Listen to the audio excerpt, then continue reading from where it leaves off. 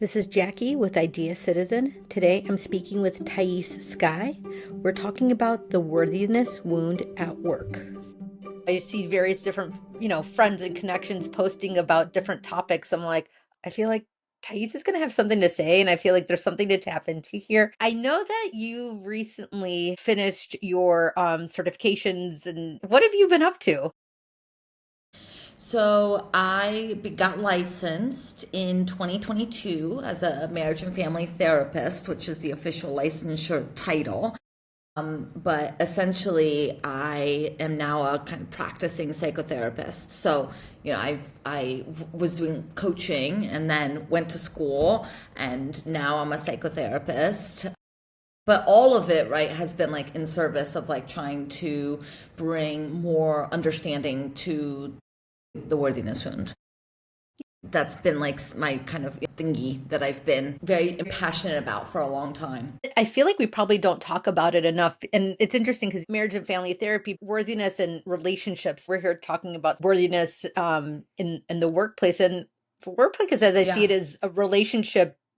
You're married to it in some capacity if you think about it, whether it be like the business entity and the culture of an organization, and then like the people that you're Yeah. interacting with on a day-to-day basis.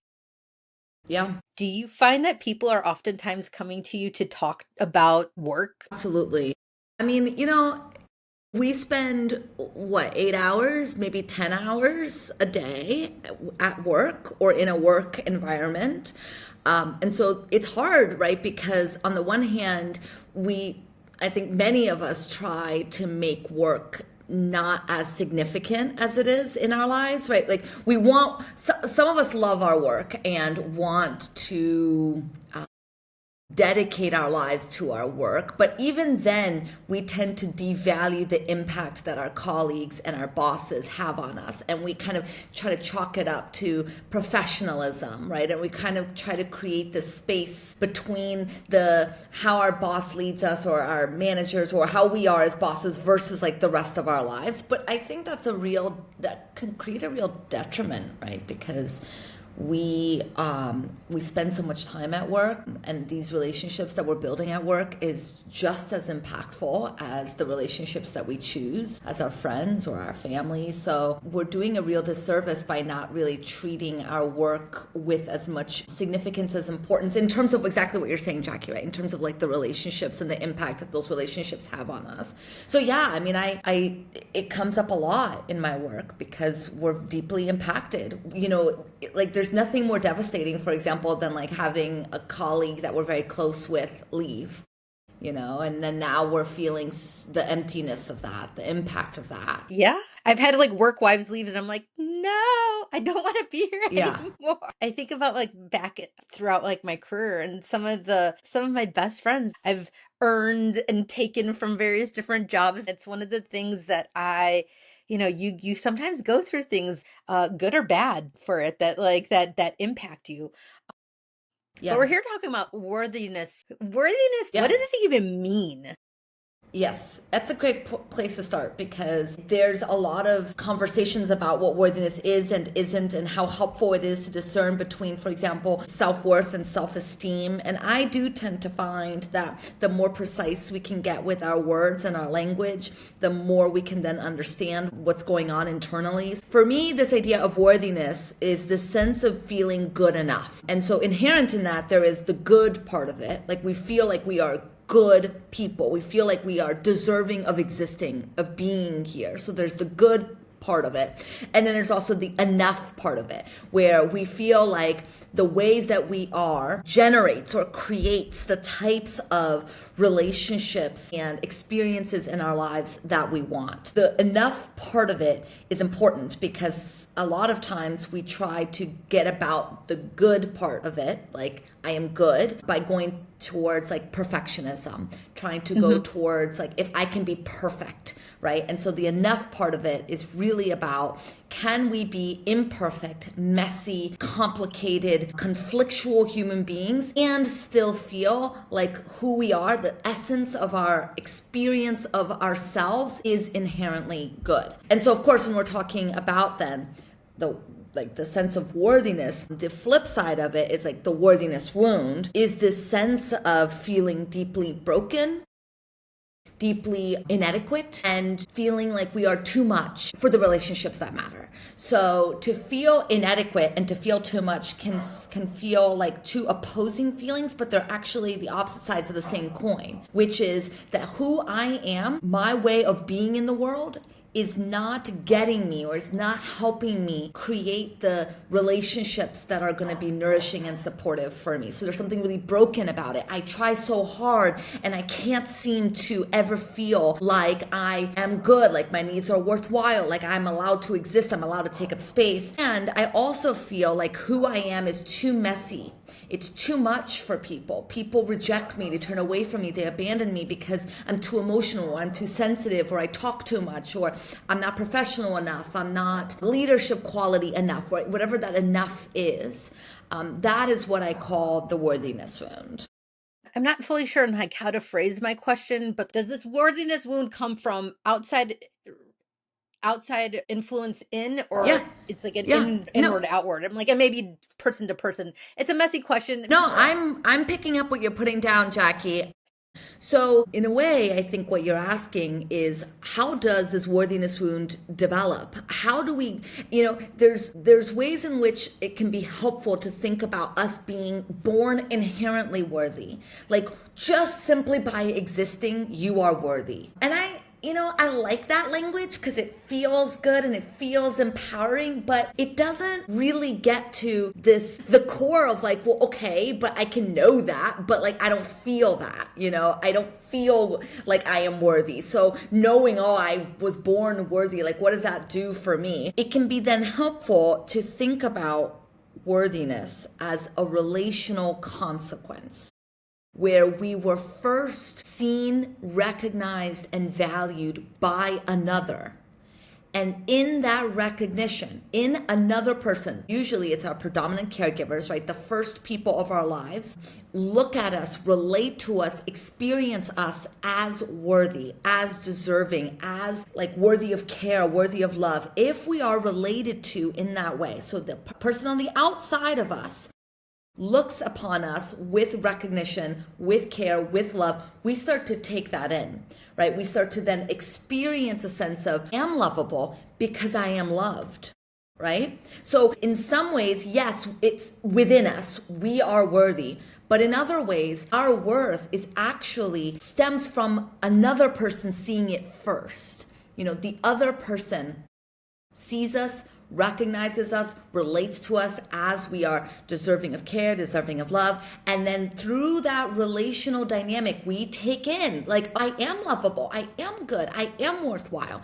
And then it starts to be an internal experience. If we didn't receive that for a myriad of reasons, and I'm always reluctant when I talk about this to make sure that it doesn't sound like I'm blaming the parents, because we can often understand that maybe our parents did the best that they could, our predominant caregivers did what they could do for us. So it's not about blame, but it is about being able to recognize that worthiness is a relational consequence. The worthiness wound then is also a relational consequence. It's a consequence of being chronically related to in such a way that gave us the sense that our needs, our desires, our wants, our boundaries, our sense of self is not good enough to get the recognition, love, and attention that we needed.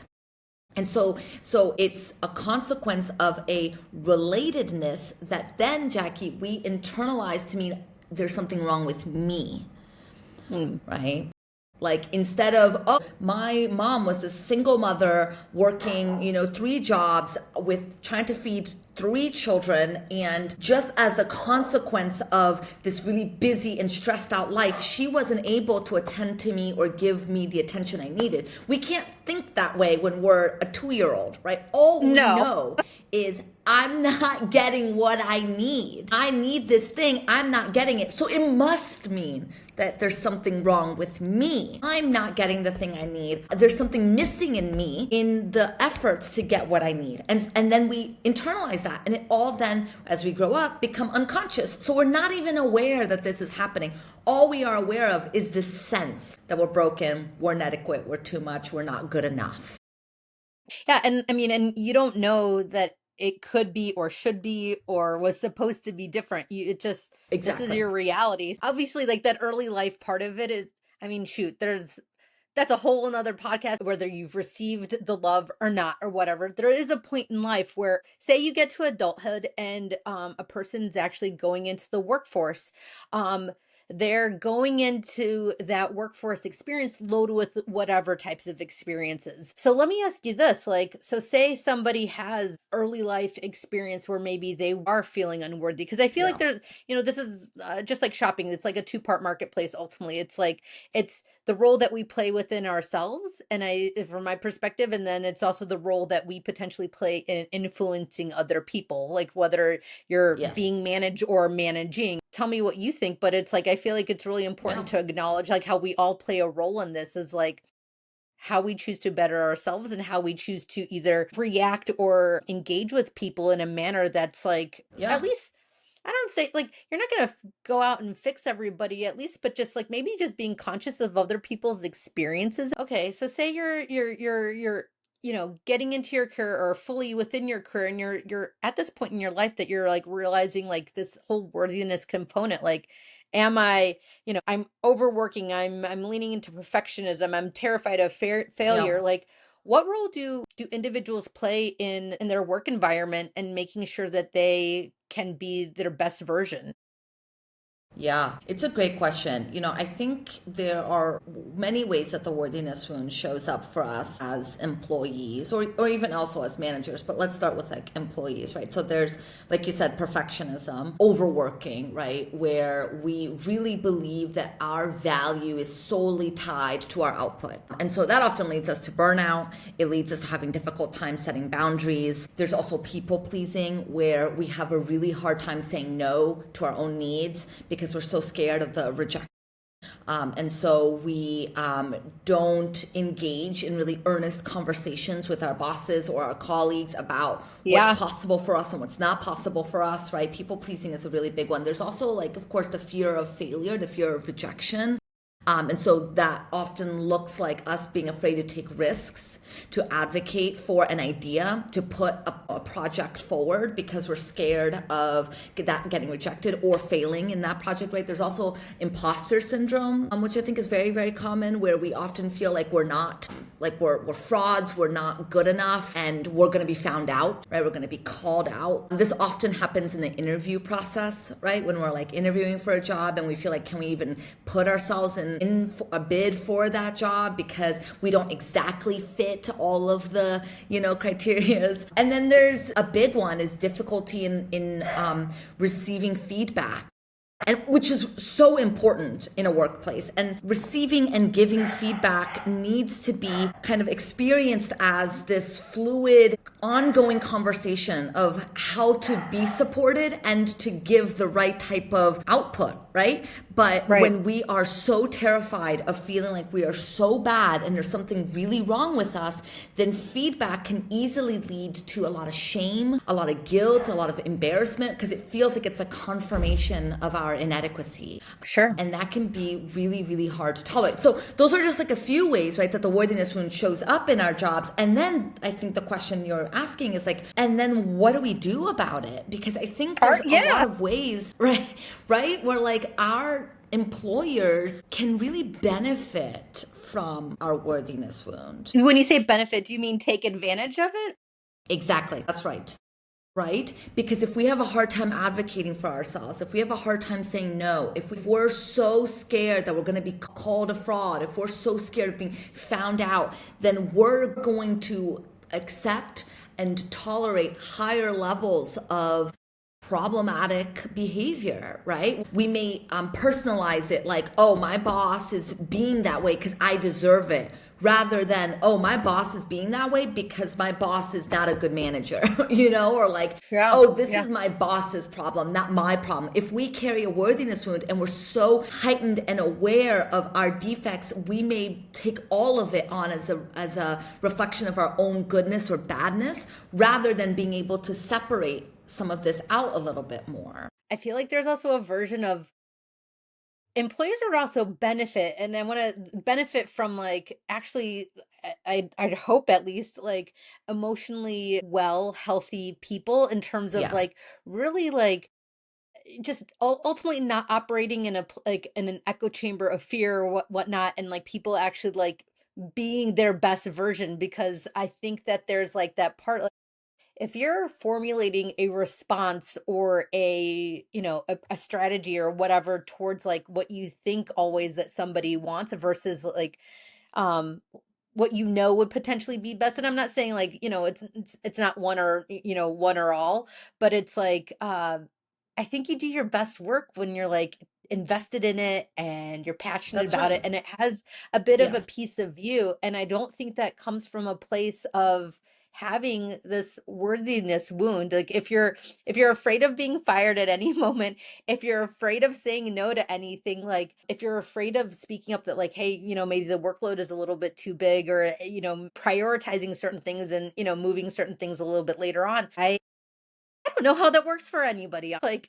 I'd Yeah. like to think that like we could get to a point in modeling like healthy work environments where we kind of move towards that. Let's say you're in the healthiest work environment and like that you have the space to, in theory, like you have an amazing manager, you have an amazing work environment, you have great support systems, but you still carry that burden of unworthiness. How does somebody like unravel that or work towards like a version of themselves that they'd like to be?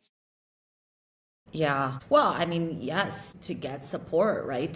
To get therapy, to get some type of, the idea of getting therapy or the idea of getting support is in some ways, like, I guess I imagine that people are like, well, of course you're going to say that you're a therapist. And in agreement, yes, of course, I am biased and I do believe that therapy can help people. But also, as I've studied the worthiness wound and as I've attempted to really try to understand this phenomenon that happens in people, one of the things that I've come to understand is that often what gets broken in relationships can really only be addressed and healed in relationships, right? So if and the worthiness wound is like we talked about before, right? It's a relational consequence. It happens in the context of relationship. Yep. We know of ourselves through the eyes of another first. Our sense of self is built out of relationing, out of developing a relationship with somebody else who offers a psychological safety, offers emotional attunement, offers ways in which then we start to learn about ourselves. So if that was rupture, or if we didn't get that, if that very important developmental milestone was not reached for whatever reason, and we now carry a worthiness wound, I think there is this seductive piece in believing that, well, I can address this without anybody else. If I just journal, or if I just read self-help books, or if I just get the right leadership training, then this wound will disappear, or then I will gain self-esteem and I'm like, the tricky thing about that though is that like we don't heal in isolation a relational wound. If something is broken because we don't trust our own sense of self in relationship to another person, how are you journaling gonna address that? It's not to say that like the journaling or the self-help or leadership training can't certainly give you more ideas. It can help you develop more insight into yourself, self-awareness, which are all wonderful things. But it can't replace the work of understanding ourselves in the context of a relationship. And that's what psychotherapy can do. Yep. Where I'm pro therapy. I in this love it. I think it space, does yeah, amazing yeah, things. in this space, right, with like another person who is solely there to help you develop your own mind, we can start to address this deficit. Of course, it's not the only way, but it is a way, and it's a way that can be profoundly impactful and supportive for people. But let's say, for example, you're like, okay, I'm already doing therapy. Like, what else can I do? Well, the other kind of facet of this is a really important way of developing confidence in ourselves and a sense of self that feels confident is by practicing the skills of somebody who is, that feels like they are allowed to exist in the world, right? So like learning how to advocate for your needs, learning how to have difficult conversations, engaging in difficult conversations with your colleagues, with your managers, being willing to put yourself in positions where you're taking risks, where you're getting uncomfortable. These are all ways that we develop self-esteem, right? These are all ways that we develop competence and capabilities. And in that, we're also taking care of ourselves. We're also saying to ourselves, you deserve this and you are worthy of this. And this is important for you. The worthiness we're in management, I feel like there's twofold there. It's number one, a person in management, in a management role that can have this wound, or there's also a person that can see this in some of their team. Yes.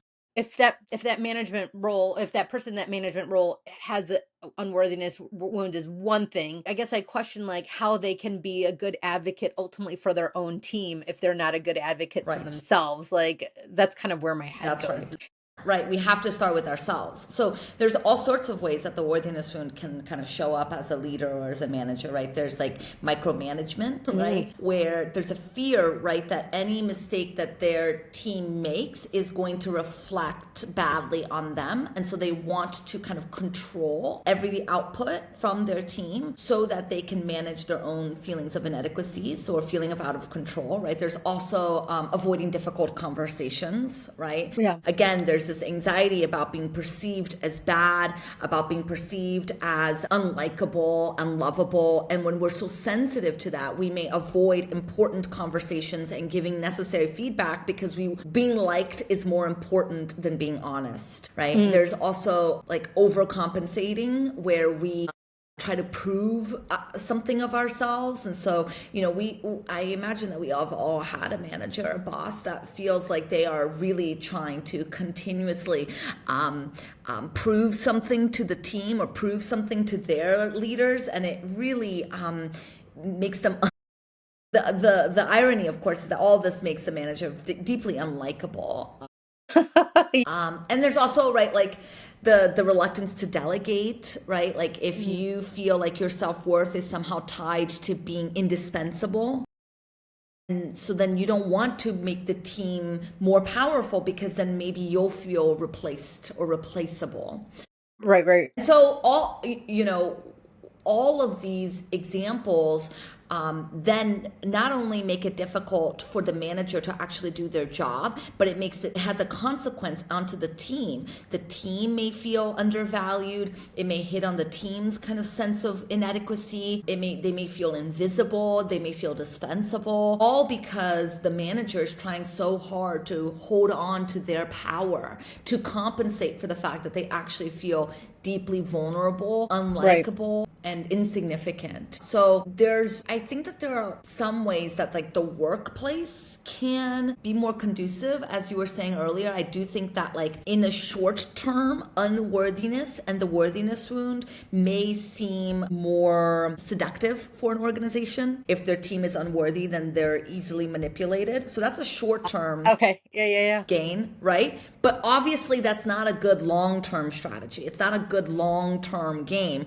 where, as you said, Jackie, having your team feel like they're contributing, that they're valuable, and that they're doing important and good work is obviously going to impact the bottom line in a much better way. Yeah.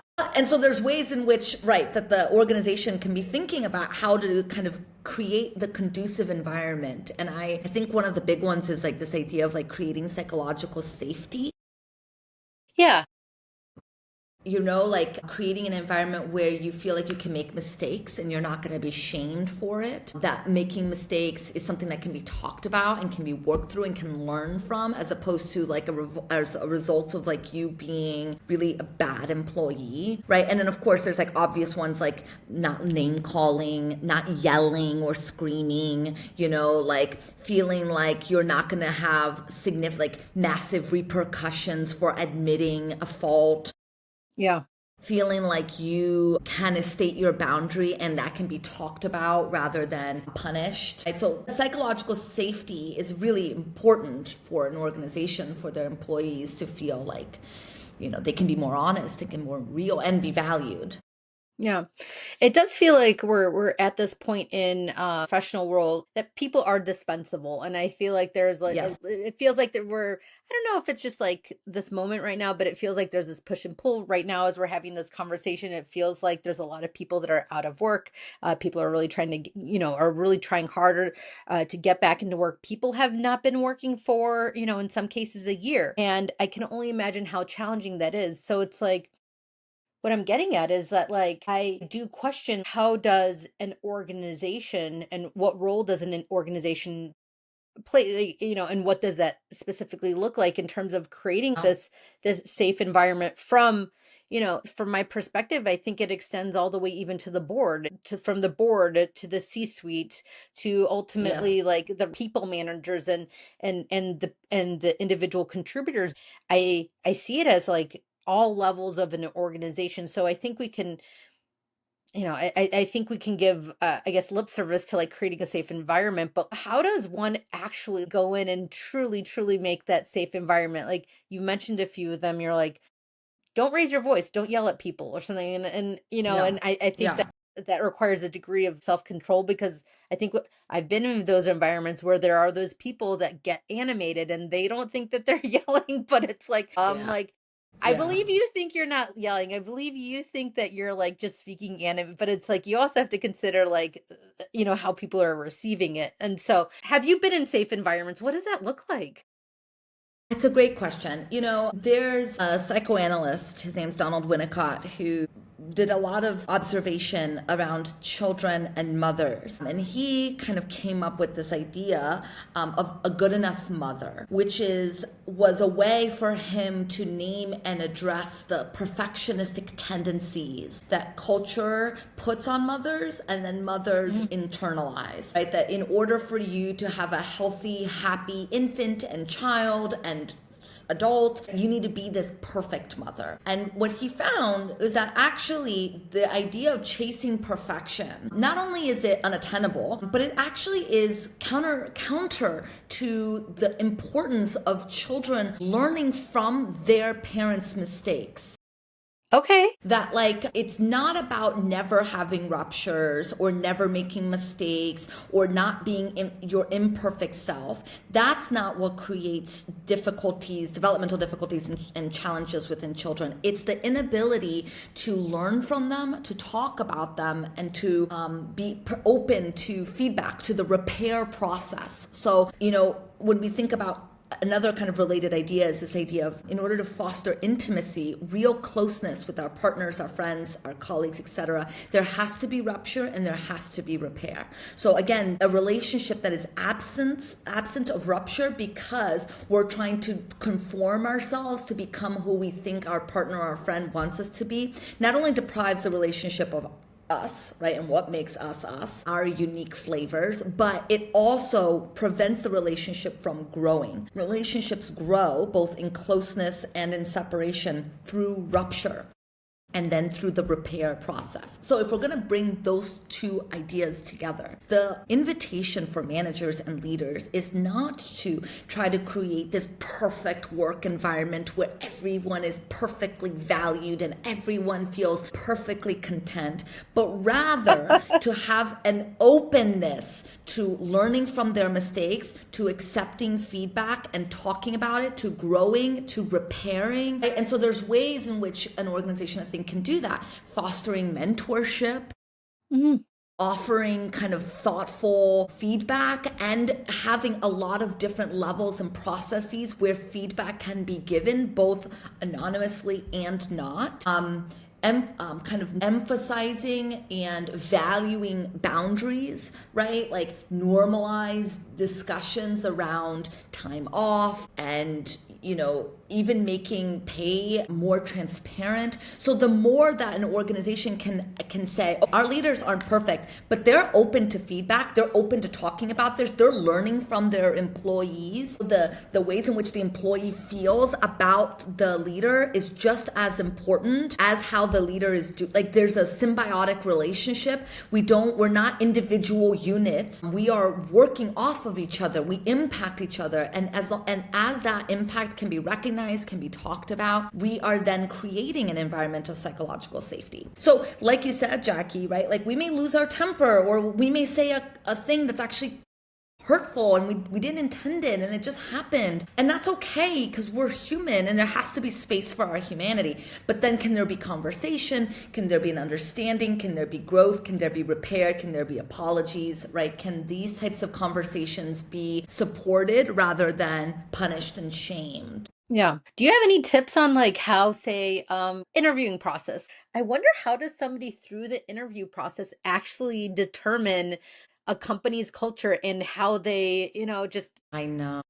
I mean, I guess it's also part of just like the people that you meet throughout the process. To some people will tell you who they are to some degree. So I guess there's Yeah. that one part. And then like the reverse of it too is like where my head's going in terms of an organization hiring is that you bring one asshole in and everything, or like one person that has like some toxic behaviors, and the implications of it can be quite daunting, like financially and Yeah. otherwise.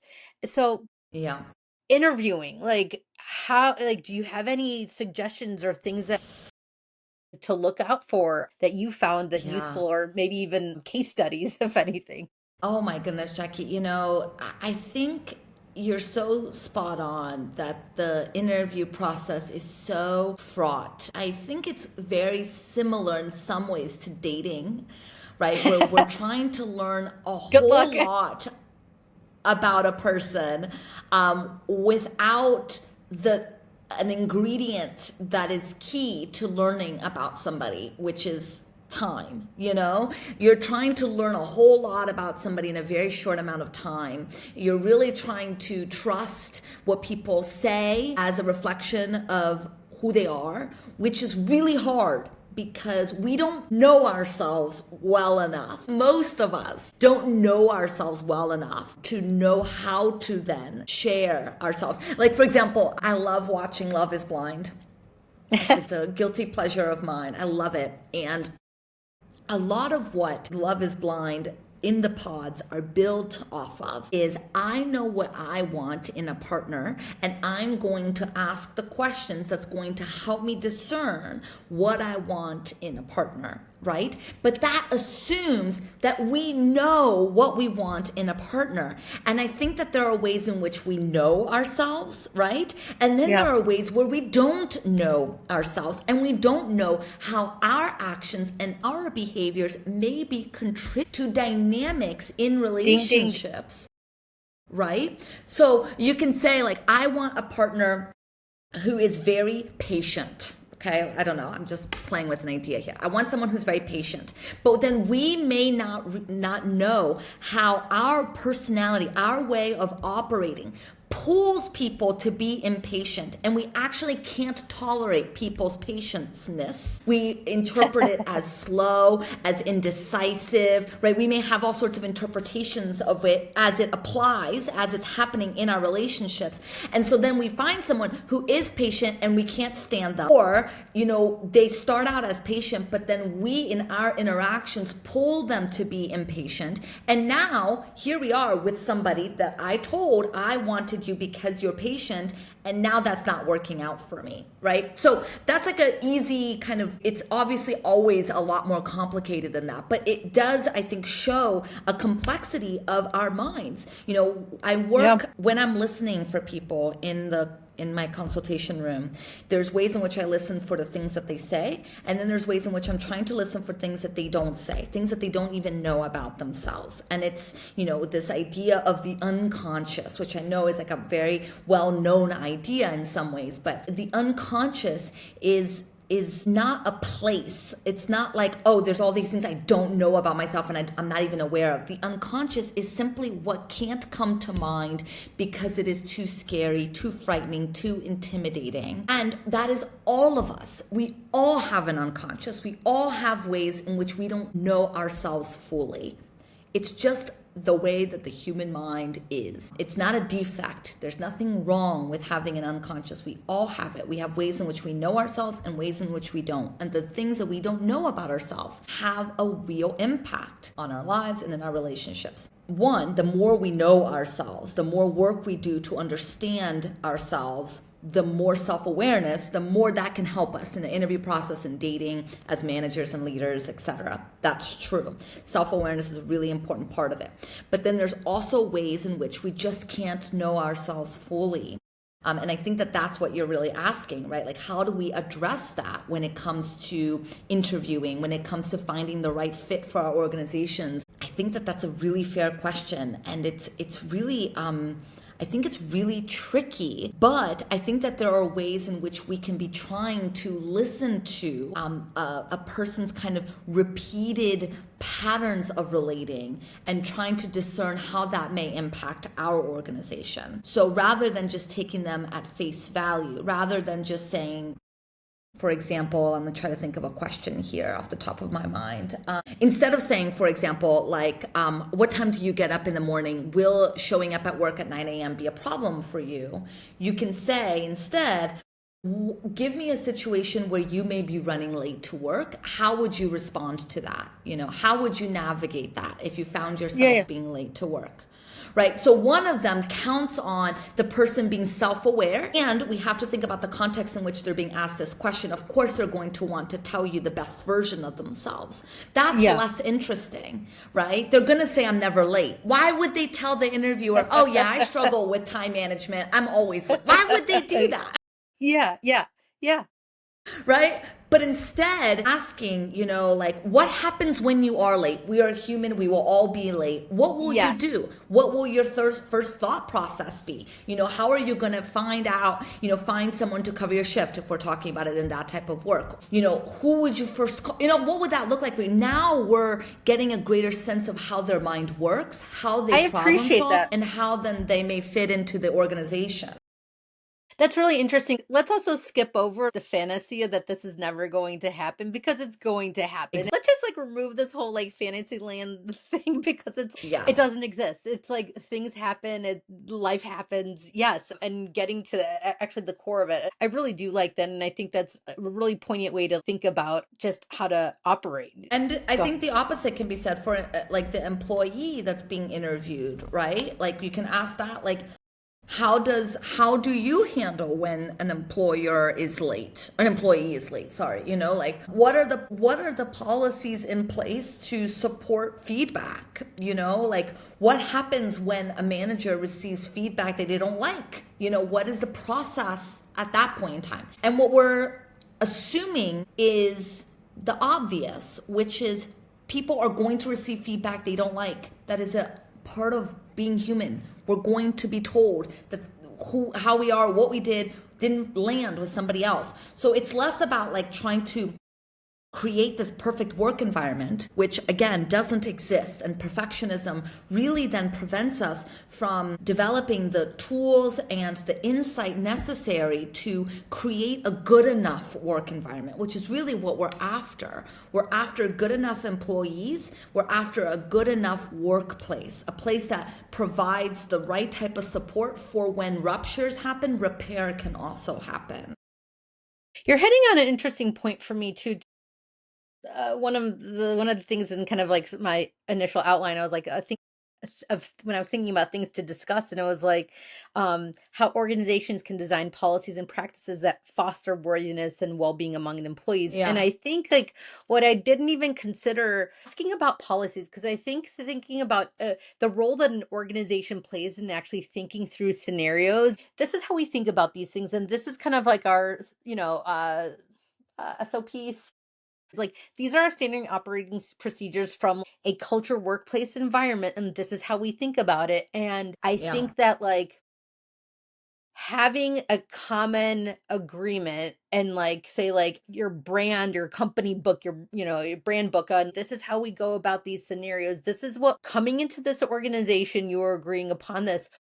And at least having the choice as an employee or an employer, if these are things that like we actually want to be doing, but like actually having them documented, I think in some Yeah. capacity, and that like the thinking has gone to that, and say like if there's issues that come up, actually like referring to like whatever like this source of text likely would say that like in this scenario, and of course like you're not going to have a solution for every single scenario, but at least it's a principle as to like what we're agreeing to and what we're not agreeing to, as opposed because I think Yeah. that there's like these assumptions in many different environments that like everybody kind of gets it, but the reality is like nobody Yeah. gets it because nobody knows, Yes. like it's a moving target and nobody Yes. knows. Exactly.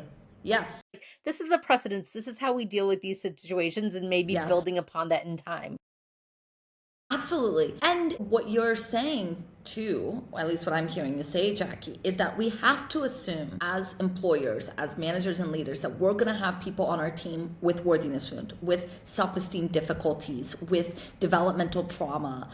Because we're leading people. We're managing people. We're not managing machines. We're not managing AI, right? We're managing people, and people are going to come in with their relational difficulties, and it's going to show up in the workplace. It's inevitable. And so how can we set up systems, standard operating procedures, so that we can create, an environment where more success is likely? And I think that there's some things that, I think can be really helpful for managers to think about, right? One is kind of practice emotional attunement. So to pay attention to nonverbal cues and to check in regularly, to not just assume that a person is going to tell you when there is a problem just because you told them once. It's our responsibilities as leaders and managers to be checking in and to be creating an environment where people feel then comfortable to share how they really are doing, right? So, and then there's opening ourselves up for feedback and giving feedback with a type of a tenderness or a care. And I know these aren't corporate words, but leading with curiosity. I feel like they're Yeah. humanistic words. They're human Yeah. based terms. So it's not like did you meet your like revenue stream, but it's like but like there's a currency within the corporate world or just the workplace in general that like is not monetary, and it's like Yes. and the currency is people's time, people's passion, That's right. people's That's devotion, right. and I think like Yes. that's what culture is at the end of the day. Yes. Yes. So saying something like, tell me how you approach this project, right? Tell me how you found what you found challenging. Even that, like what you found challenging assumes that they found something challenging, which they must experience, because why wouldn't they have experienced a challenge? And so instead of assuming that they don't experience a challenge and then feeling or like responding with the shame or with critique, to anticipated. So what did you find challenging about this, and like how did you navigate that, right? Yeah. Sharing our own growth experiences. Obviously we want to be thoughtful about oversharing and about putting our emotional impact on our employees, but there's a way that being transparent, being open with our own struggles or what we have struggled with can be very normalizing and can build trust. Again, we want to be thoughtful. We don't want to do it as a form of manipulation, but I often Right. find that it really helps with like power dynamics. It helps, especially when there's a big age discrepancy between leader, manager, and their employees. Being transparent or being more open can create more trust and more engagement. Let me think what else. I think there's a way in which, we can encourage employees. I think the thing what I'm saying is like, how can we encourage employees to voice their ideas and to make decisions to build their confidence and to reduce the kind of people-pleasing tendencies? Like, how can we make it so that when people share their difficulties, it is normalized as like, of course, rather than it's seen as a product of their inadequacy or their brokenness? Yeah, yeah, absolutely. And one of the things kind of is sticking with me that you said a moment ago about like picking Yeah. up on like different like the various different cues. So we're in an environment where sometimes people are working remotely, sometimes people turn on their webcams, sometimes people don't. So with the Yeah. awareness for that, like some of these touch points aren't always in person, and sometimes it's a text, sometimes it's an email. Like with the advent of, or with the adoption of more and more kind of digital communication, and sometimes not actually seeing Yeah. people's faces, and on top of that, not seeing people's faces in person, how do you go Yeah. about like picking up on some of those different cues? Well, and I think that that's a challenge that managers and leaders are falling into. How do we manage and lead when tone and way of speaking is getting so lost in these texts and messaging based communication? I think that it is a massive detriment to leadership and to strong team building. However, that's not to say that like now everyone should be in person. I think there's something really wonderful about the work from home environment, and trying to find the right balance is tricky.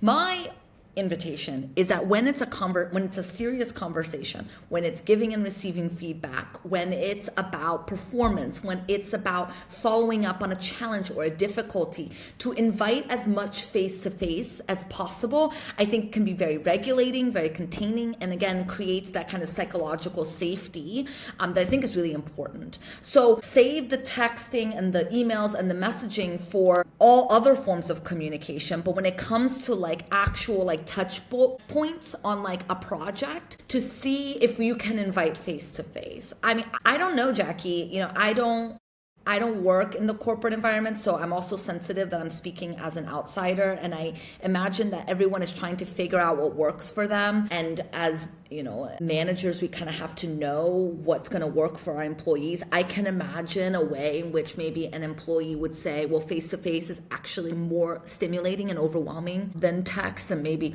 they prefer to receive feedback on their own time, right? Like I can totally see that. And so that I Can I guess I'm tell going you? counter now to the, yeah. Yeah, no, I can speak to that. It's like I've had it a scenario where I was receiving negative feedback on something, and I'm like, I don't want to go camera on because I have the tendency sometimes to get a little bit emotional. And so Yeah. my counter to that is not going camera on allows me to hear it without being, I guess, ashamed of potentially like a physical reaction that like I may be having, where I'm trying to be like, no, stay professional. Cause it's like, I mean, for Yeah. me, it's also like, I don't want to be crying in the workplace. So, we all have our wounds that we're carrying. So, I get it. I and it's get like, it. to your point, like Yeah, and that makes situational it leadership. tricky. Yeah. Yeah. Yes. Yes, totally.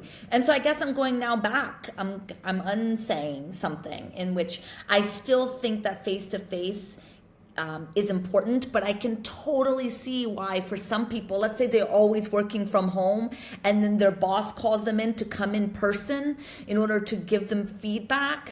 Oh God. That sounds Or the, terrible, right? or like, So we need to talk later. You're like, what does that mean? yeah, yeah.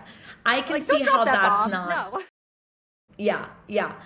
So, you know what? I don't know. I don't know what to tell you. I think that, maybe like you said, it's really about knowing your employee, like knowing like, oh, if I'm your boss, then I should know, right? Like, how do you best receive feedback? Like what is the best thing for Jackie? How do I set Jackie up for success here? And like, maybe that means like giving without the video on. And like, maybe that means maybe really what I'm saying, okay, now that I'm thinking more about it, I'm speaking it out loud. Maybe the best thing that we can do is to be, again, open to the feedback of our employees, right? Like learning from them and meeting them where they're at. Yeah. Yeah. We're I not, like that. as managers and leaders, we're not here to change people, right? We're here to create the work environment that's most conducive to people doing what they love and feeling valued in what they do. We're not their therapists. We're not their parents. We're not here to change them. We're here to meet them where they're at. And that's maybe our task. And it's, I think, going to be exquisitely hard, but, that's what it means to lead and to manage. I think that's also part, just the self-awareness of asking the questions. I always think that like just asking the questions is always a step in the right direction. And Yeah. I mean, hey, we're never going to have like, it's never going to be perfect. It's going to be a little bit murky. Different people, different times need different things. And so I think, I guess, rolling with it, and also like having compassion for yourself and Yes. compassion for other people. And it's like, sometimes you just need to take a breath. So It's like, I mean, you have the beauty that you've been working with so many different people at various stages of their life for various different kind of relational components. Like, I feel like you might have like, easy takeaway, and maybe they're not so easy because I feel like all this stuff gets pretty deep. But like, do you have any tips on like how people can actually like, if you've made it to this part of the podcast and everything, maybe it's like three things that somebody can do to like work on like, building their Yeah. worthiness in the workplace? Yeah, I think that's a great question. I want to preface it all by saying that, if you've gotten so far in the podcast, I know how exquisitely painful and difficult it can be to feel so chronically not enough and inadequate and broken and too much at work, in a place where you want to feel confident, you want to speak up more, you want to advocate for yourself. And I'm saying all that because I really empathize. I think it can be so hard, and it is such a worthwhile endeavor, right? Because when we can feel more worthy or more good enough in our work environment, it can feel there's such an energy output required, right, to kind of consistently and continually prove our goodness to our colleagues, our bosses, etc.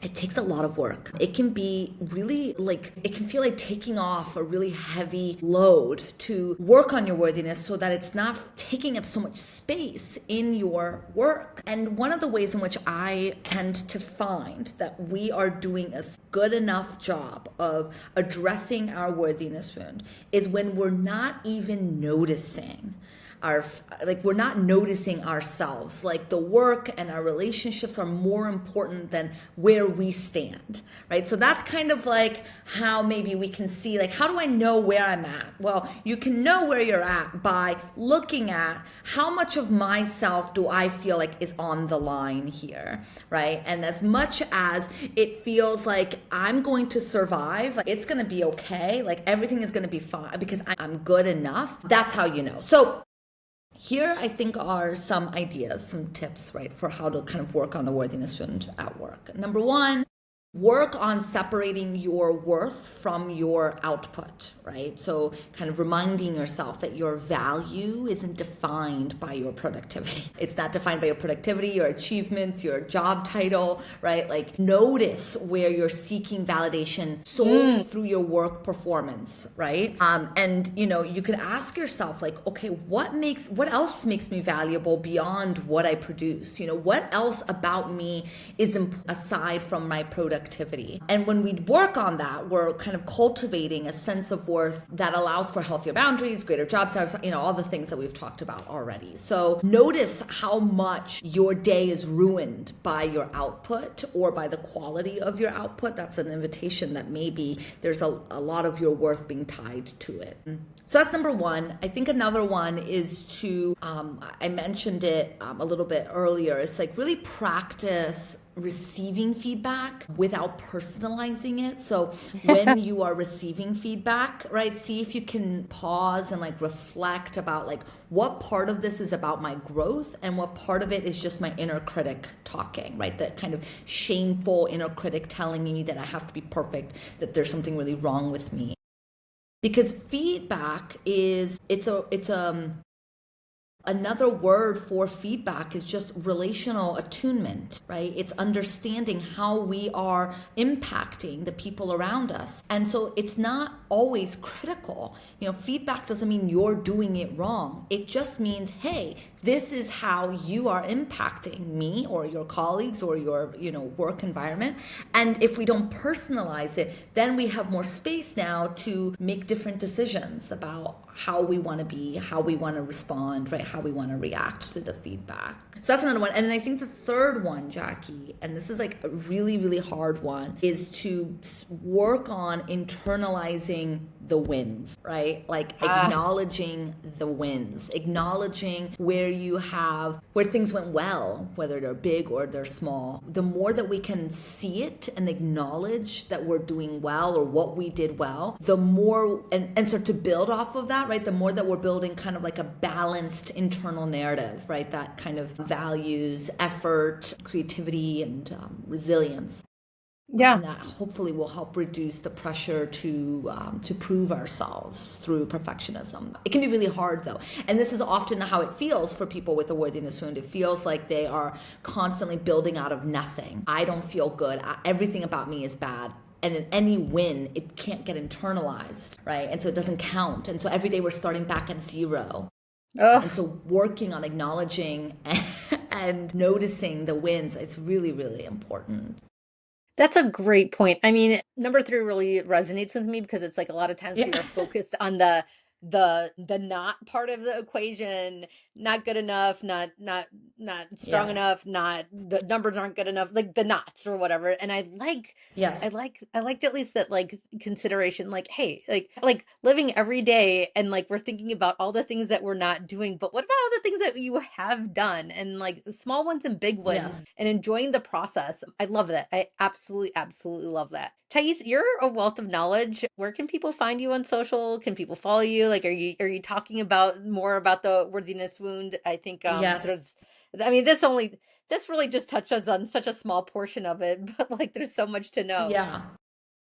Yeah. Well, you can find me. I'm in most social media platforms, mainly on Instagram. But I also released a free ebook called Reclaiming Worth, where I break down like what is the worthiness wound, how may it be showing up in your life. It's not corporate focused, it's more life focused, but I think it can be applicable to all areas of our lives. And I help to kind of bring some more words and names and shape to how the worthiness wound may be manifesting and what we can start to do about it. And so you can download that by going to thaissky.com/worth. I'm sure you'll have it in the show notes somewhere. And yeah, and then follow me. I have a newsletter. You can follow me on Instagram. And I love hearing from people. So reach out, email me, message me. I really like knowing that there's people out there that are real and listening. My own worthiness wound, right, makes me feel like nothing I do matters. And it's like a black hole. Like I speak and then it just, I mean, and it's not accurate, right? But worthiness wounds rarely are.